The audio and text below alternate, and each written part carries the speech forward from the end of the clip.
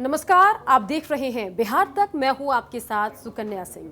बता दें कि आरजेडी के विधायक भाई वीरेंद्र ने दावा किया है कि 15 अगस्त को मुख्यमंत्री बनकर तेजस्वी यादव तिरंगा फहराने वाले हैं। इस वीडियो को अंत तक जरूर देखिए, क्योंकि हमारे संवाददाता ने भाई वीरेंद्र से बातचीत की। उसमें क्या कहा भाई वीरेंद्र ने, ये आपको बताएंगे। साथ ही आपको बताएंगे कि भाई वीरेंद्र के दावों की हकीकत क्या है, सच्चाई क्या है। इसके अलावा आपको ये भी बताएंगे कि दोनों गठबंधन की तरफ से इस तरह के दावे क्यों आखिर इन दिनों इतने ज्यादा तादाद में किए जा रहे हैं। चलिए सबसे पहले वो एक्सक्लूसिव बातचीत आपको दिखाते हैं, जिसमें हमारे संवाददाता उत्कर्ष ने भाई वीरेंद्र से बातचीत की और पूछा कि क्या वाकई तेजस्वी यादव 15 अगस्त को मुख्यमंत्री बनकर झंडा फहराने वाले हैं। नमस्कार किया है भाई वीरेंद्र हमारे साथ हैं। आप कह रहे हैं कि 15 अगस्त को तेजस्वी यादव झंडा तोलन करेंगे, ऐसा कैसे?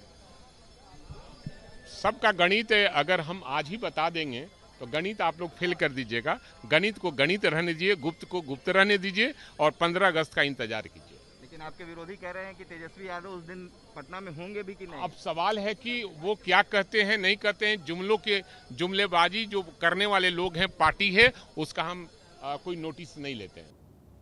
बता दें कि भाई वीरेंद्र पहली बार इस तरह के दावे नहीं कर रहे हैं।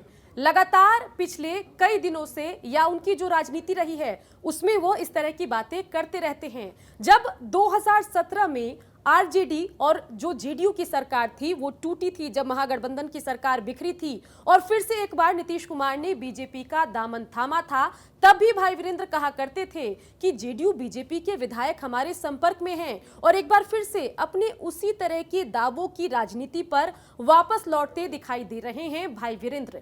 लेकिन अब बड़ा सवाल बना हुआ है कि इन दावों में दम कितना है। बता दें कि तेजस्वी को मुख्यमंत्री बनाने के लिए महागठबंधन को 122 विधायकों की जरूरत है। फिलहाल महागठबंधन के पास 110 विधायक हैं, जिनमें 75 आरजेडी के विधायक हैं, 19 कांग्रेस के विधायक हैं और साथ ही 16 लेफ्ट पार्टी के विधायक हैं। और कुल मिलाकर ये आंकड़ा जो है वो 110 का होता है, यानी कि 12 विधायकों की और दरकार है। इस तरह के दावे भाई वीरेंद्र इसलिए कर रहे हैं क्योंकि उनको उम्मीद है कि अगर हम पदों का लालच दे दें वीआईपी और अगर हम मुकेश सहनी को उप मुख्यमंत्री बनाने की बात कर दें या प्रस्ताव दे दें, साथ ही जीतन राम मांझी के बेटे को उप मुख्यमंत्री बनाने का प्रस्ताव मांझी के सामने रख दें, तो ये दोनों दल अपने विधायकों को लेकर एनडीए को छोड़कर महागठबंधन के खेमे में आ जाएंगे।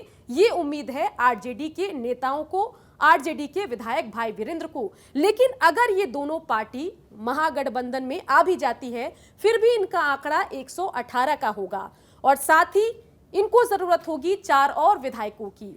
तो इस दावे को करने के पीछे एक वजह यह भी है कि एआईएमआईएम के 5 विधायक हैं जिन्होंने सीमांचल में अच्छा प्रदर्शन किया था। अगर ये 5 विधायक भी तेजस्वी यादव को मुख्यमंत्री बनाने के लिए महागठबंधन को समर्थन देते हैं तो तेजस्वी यादव मुख्यमंत्री बन सकते हैं। लेकिन इस सिक्के का दूसरा पहलू यह है कि जो वीआईपी के 4 विधायक हैं उनमें से 3 विधायकों का बैकग्राउंड बीजेपी का रहा है। मतलब ये कि बीजेपी ने 11 सीटें मुकेश सहनी को बिहार के विधानसभा चुनाव में तो दी, लेकिन कहा ये कि टिकट आपके उम्मीदवार हमारे, मतलब बीजेपी के नेताओं को वीआईपी के टिकट पर चुनाव लड़वाया और जो 4 उम्मीदवार जीतकर वीआईपी के टिकट पर विधानसभा पहुंचे, उनमें से 3 विधायक जो हैं उनका बैकग्राउंड बीजेपी का रहा है और जिस दिन बीजेपी चाहेगी वो वीआईपी से बगावत करके बीजेपी के पाले में चले जाएंगे। तो मतलब साफ है कि फिलहाल अंक गणित तेजस्वी के पक्ष में नहीं है। लेकिन इस तरह के दावों के पीछे वजह क्या है, क्यों किए जाते हैं ऐसे दावे, ये भी आपको बता दें कि बिहार विधानसभा चुनाव के जब नतीजे आए तो मुकाबला बेहद कड़ा था।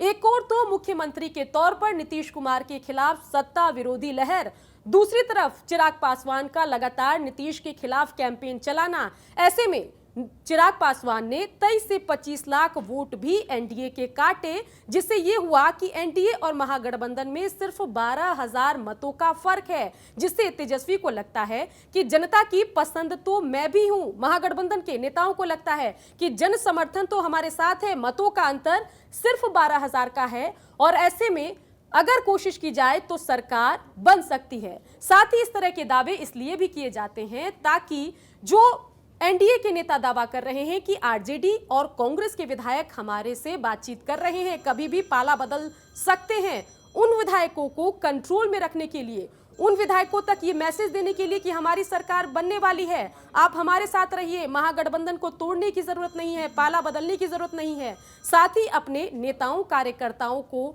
मोटिवेट रखने के लिए इस तरह की बयानबाजी आरजेडी के नेताओं के द्वारा या महागठबंधन के बड़े नेताओं द्वारा की जाती है ताकि उनके कार्यकर्ताओं, नेताओं, विधायकों को ये भरोसा रहे कि बहुत जल्द हम सत्ता में आने वाले हैं और वो पाला बदल करने से पहले सोचें।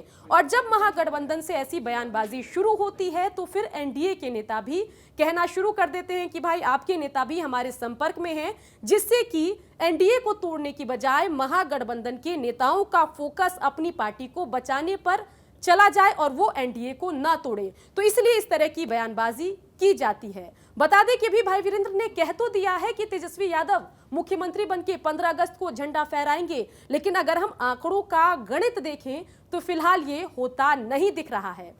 बिहार की खबरों के लिए आप देखते रहिए बिहार तक।